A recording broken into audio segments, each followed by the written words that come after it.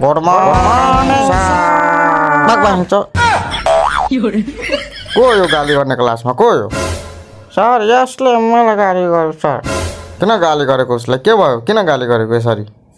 sir सबैजना उता उता घुमेर अनि गुड मर्निङ भन्छ यो मान्छे मेरो कानमा आएर गुड मर्निङ भन्छ म नै सर हो यो मार्बस आइका थपर भन्छ स्कूल तुआर छोड्दैछु सार त कति छुट्टी है त बहिनी त बाहर निकाले सार यहाँ थपर त बहिनी त तू हमारा कान में सार रुक सार तू छुट्टी कहीं हुँदै सार प्यारा में तू पार्छ गाडीमा यस्तो भन्दै अब मलाई बाटोमा अहिले गरेर कुट्छ अनि मलाई कसले बचाउँछ है म बाउको एक्लो छोरा हो कि मलाई के भयो भने अब कसले यसको जिम्मेवार लिन्छ कसले लिन्छ यसको जिम्मेवार है केही हुँदैन है यसलाई बाटोमा फेरि केही गरिस् भने फेरि भोलि त स्कुल आएपछि तँलाई म हेर आउँछु त्यसैले बाटोमा झगडा नगर म सम्झाइदिन्छु ठिक छ तेरो कानमा केही बोल्यो भने ठिकै छ ल अबदेखि यस्तो नगर्ने है तिमी यस्तो नगर्ने तिमी पनि गाली नगर्ने बुझ्यो कि बुझेन फेरि नहोस् है फेरि बाटोमा फेरि मैले सुन्न नपरोस् कि झगडा भयो भनेर त बुझिहाल फेरि ठिक छ नि त झगडा म गर्दिनँ बाटोमा झगडा गर्दिनँ म सिधै मतलब म झगडा गर्दिनँ सिधै चक्कु लिएर सालेलाई चक्कु लिएर आँखामा हानिदिन्छु साले न त दुनियाँमा केही पनि देख्न सक्दैन कसले हान्यो हानेन भनेर देख्नै सक्दैन म नेताको छोरा हो मलाई केही चिजको डर हुँदैन म मर्डर सर्डर गरिदिन्छु र पैसा पुलिसहरूलाई खियाएर अनि त्यसपछि केस नै क्लोज गरिदिने भन्छ हाम्रो अङ्कलले नै चाहिँ मतलब गाउँको मलाई जित्ला मेरो अङ्कल जुन छ नि त त्यो हाम्रो गाउँको वारदक छ क्या त त्यो टेन्सन नै हुँदैन मलाई मतलब मर्डर सर्डर केही बलात्कार केही गर्नु छ भने एनी टाइम एनीवेयर एनी मतलब कोनो टाइम मतलब कुछो टाइममा मलाई मतलब कन्ट्याक्ट कोही पनि गर्न सक्छ म सो पारी लिएर पनि मर्डरहरू गर्छु तर मलाई यसले मतलब कानमा मतलब मेरो रेपुटेसनमा मतलब के मतलब यसले के बुझिरहेको छ मलाई है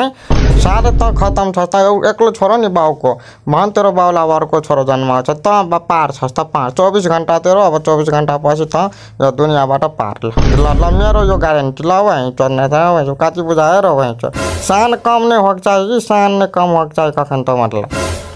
ओए ओन्ली स्पीक इन नेपाली क्लासमा जब हुन्छ नि तब मात्रै नेपाली बोल्ने यो मैथिलीहरू नबोल्ने बुझिस् कि बुझिनस् नेपाली बोल्नुपर्छ स्कुलमा ए मास्टर काची नेपाली हो के को नेपाली मतलब जे मन लाग्छ त्यो बोल्ने अब नेपाली नै सबैजना बोल्यो भने त हाम्रो मैथिली भाषा कहाँ जान्छ सबै बच्चाहरू यदि मतलब नेपाली नै बोल्छ भने त हाम्रो मैथिली भाषा कहाँ गयो मतलब where the gun is my Maithili भाषा कता गयो के गर्ने मैथिली भाषालाई छोडिदिने फ्याँकिदिने मतलब ना भाषालाई पनि त केही अगाडि बढाउनु पर्छ ठिकै छ क्लासमा नेपाली किताब छ भने नेपालीमा बोल्दा हुन्छ इङ्ग्लिस किताब छ भने इङ्ग्लिसमा बोल्ने म्याथ किताबमा 1 2 3 4 बोल्ने है मैथिली किताब पनि एउटा राख्नु हामी मैथिली पनि त बोल्नु पर्छ कि पर्दैन है भाइ त दिमागै खराब गर्यो भाइ त ठिकै है मतलब जे हुन्छ ठिकै छ मैथिली एउटा किताब पनि नेपाल सरकारले दिनु पर्यो स्कुलहरुमा हामी मैथिली बोल्ने पनि त टाइम चाहियो कि चाहिदैन सबै भाषा बोल्नु राम्रो हो तर मैथिलीलाई दाबेर मैथिलीमा त बोल्ने नपाइने यो कुन कुरा भयो है स्टाइल दे वाला भाषा नेपाली भाल जाए मैथिली भाषा कता चल जाता है मैथिलीमा बोल्नु त अरु सानको कुरा हो एक नम्बर नेपालको मतलब दोस्रो भाषा हो नेपालमा बोलिने मैथिली त्यो मैथिलीलाई दोस्रो भाषाबाट एकैचोटि 36 नम्बरमा हाल्दिनु हुन्छ कि के हो तपाईहरु मिलेर नेपाली बोल्नु राम्रो कुरा हो तर नेपालीको नाममा मैथिलीलाई एकैचोटि दाबिदिने है हामी बुझिरहेको छौं नि तपाईको मैथिली त मतलब नेपाली त बुझिरहेको छ त हाम्रो मैथिली पनि त बुझ्ने प्रयास गर्नु है हामी आफ्नो साथीभाइसँग दोस्तसँग किन मैथिलीमा नबोल्नु हामी तराईको मान्छे हामी तराईमा मैथिली नबोल्नु के बोल्ने त क्लासमा नेपाली गरिदिन्छ त ठिकै छ नेपाली पढिरहेको छौ हामी त नेपालीमा पनि 98 मार्क मैले ल्याएको छु है त के कुरा भयो मैथिलीमा बोल्दा के हुन्छ है मैथिलीमा तपाईसँग बोल्दिन दोस्तसँग बोल्छु अगर कोनो टेंशन तोरा बुझाओ मास्टर त हम नेता के बेटा छी तोहर पार कर देबो तोरो 24 घंटा में हमरा के कसैको पनि डर लाग्दैन हो I respect all I who not respect me I will fuck the people है मतलब किल द पीपल ल ठिकै छ तिम्रो कुरा धेरै नै राम्रो ल ठिकै छ ल आजको कुन च्याप्टर पढाइ हुन्छ ल तिमीहरू सबैजनाले किताब पल्टाउ त बाबुहरू हो है अनि सुनि त रो पढ़ाइयो तरहाइयो है मतलब सरकारी स्कूल में मतलब पढ़ाइयो बनियो है रो वहीं चो सरे वाला बात रो वहीं चो सरकारी में पढ़ाई हो रो वहीं चो रे वहीं तो पढ़ाई सरकारी में पढ़ाई रो वहीं चो हमरा बिठू काट हम सपना तपना तो नहीं देखे छे बहिन तो सरकारी स्कूल में पढ़ाई आरो बहिन चो सपना वाला बात है बिठू काटी तो हाँ भाई अपन काम कर ना तो आफ्नो काम गर मुझे आफ्नो काम कर बिठू टिठू क्या बहिन तो कति दिन में त स्कूल आको कति दिन में सोचा पर्थ्यो मतलब बेसी दिन त हामी हाल्थ्यो कहिले कि हाम्रा मतलब मलाई त लाग्थ्यो कि मलाई पढाइ नै हुँदैन त म त आउँदैन थियो अब खै वैशाख जेठ महिना हो त्यसैले पढाइ हुन्छ कि के हो खै मलाई थाहा नै छैन 16 दिन पहिले आएको थियो कि के हो बहिनी त्यो थाहै नै छैन हो बहिनी त्यो है के को हल्ला आउँदैछ है फेरि त्यहाँ कुन पाठ हुन्छ पढाइ पल्टायो सबैले ए मास्टर अनि यता सुन्नु त मतलब यता सुन्नु त मतलब एउटा बाटो मलाई भन्नु त कि मतलब पढाइ त तपाईँले गर्नुहुन्छ त तपाईँलाई नि थाहा होला कि मतलब कुन पाठ तपाईँ पढाउनुहुन्छ मतलब त्यो कुरा भन्नु नि त हामी कहाँबाट हामीलाई त थाहा नै लाग्दैन हामीलाई कि कुन मास्टर कुन सब्जेक्ट पढाउने त्यो त थाहा नै हुँदैन पाठ कहाँबाट थाहा हुन्छ कुन पाठ पढाउनुहुन्छ त तपाईँ पनि कस्तो यार मतलब खोइ अब विद्यार्थीलाई अहिलेसम्म चिन्नु नै भएको छैन कस्तो हो तपाईँ नयाँ आउनु भएको के हो स्कुलमा ल ठीक छ ल आज पढाइ हुन्छ नेपाली विषयको भविष्यकाल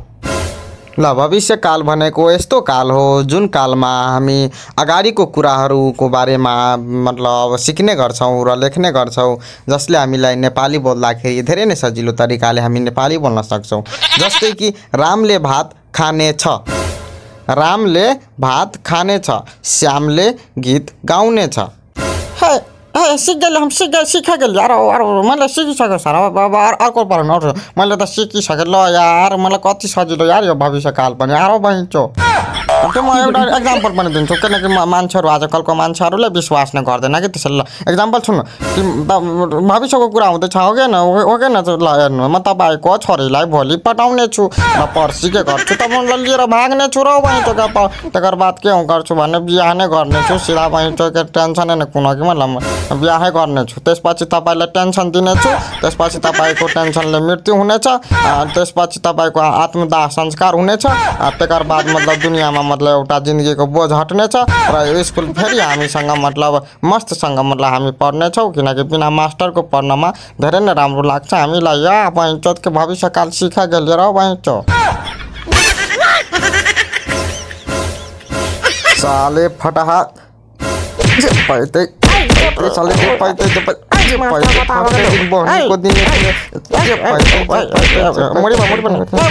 मोडी